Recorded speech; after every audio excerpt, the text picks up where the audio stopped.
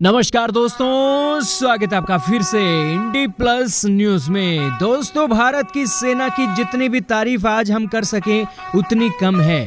क्यों? क्योंकि भारत के जवानों ने एक से एक माँ के पुतों को छठी का दूध याद दिलवाया हुआ है। हालांकि इस बात में आपको डिफरेंस जरूर मिल सकता है कि जमीन कभी चीन की होती थी, कभी फ्रांस की होती थी, कभी इजराइल की होती थी, कभी जर्मनी की हुआ करती थी, लेकिन भारत के सैनिकों का जो शौर्य है आज दुनिया के अंदर फैला हुआ है। फ्रांस से निकल रही ये पहली तस्वीरें आप देख लीजिए, गोरखा सोल्जरों की हैं और ये भारत के सैनिकों को ट्रिब्यूट देने के लिए भारत और फ्रांस के सोल्जर इस मेमोरियल स्थल पर आज अपना गार्ड ऑफ ऑनर दे रहे हैं।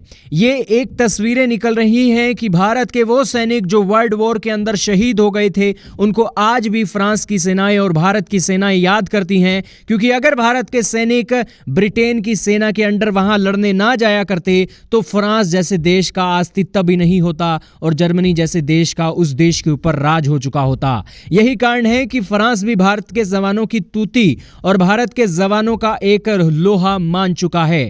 खैर, ये बातें तो फ्रांस की थी, लेकिन हमारे रक्षा मंत्री राजनाथ सिंह ने भी चीन को आज साफ संदेश दे दिया है।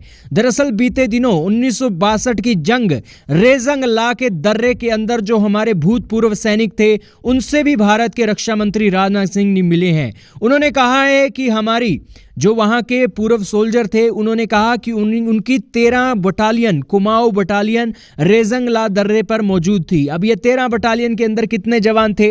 ये 13 बटालियन के अंदर 120 से लेकर 124 जवान थे और ये वहां पर डटे हुए थे और चीन के सैनिक हमारे उस दर्रे पर कब्जा करने के लिए एकदम से टूट पड़े। लेकिन हमारे सैनिकों का शौर्य इतना बलवान था कि मेजर शैतान सिंह की एक अगुवाई में हमारे सैनिकों ने आखिरी सोल्जर तक जंग जारी रखी और उसका नतीजा यह रहा कि भारत के 113 जवान शहीद हो गए, लेकिन चीन के 1300 जवानों की लाशें बिछाकर रख दी रेजंगला के दर्रे के अंदर।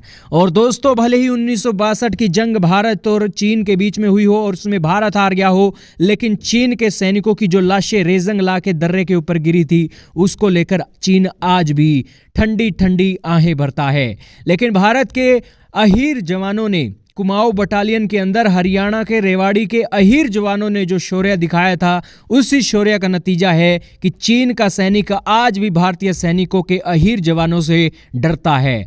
लेकिन दोस्तों, आज हमारे पास सिचुएशन और भी ज़्यादा एडवांस हो गई है और चीन के मुकाबले हमारी तैयारी अब और भी ज़्यादा बड़ी देखी जा रही है। लेकिन इस सिचुएशन के अंदर हमारे रक्षा मंत्री राजनाथ सिंह ने भी उन विरोधियों का मुंह बंद करवा दिया है जो रहते तो भारत के अंदर हैं, खाते भी भारत का है, लेकिन गुणगान चीन का गाते हैं, चीन की सेना का गाते हैं। लेकिन जो भी उन्होंने गुणगान गाना है गाते रहें, लेकिन सबसे पहले हरियाणा के रेवाड़ी के अहीर जवानों का जो बलिदान रेजंगला के ऊपर हुआ है, जो लाशें चीन के सैनिकों की हमने गिराई हैं, उसको भी वो याद कर लें तो बहुत अच्छा होगा। रक्षा मंत्री राजनाथ सिंह ने 1962 की वर्षगांठ के ऊपर जो ये बातें बोली हैं, क्या कहना चाहोगे आप? कमेंट सेक्शन में जरूर बताइएगा।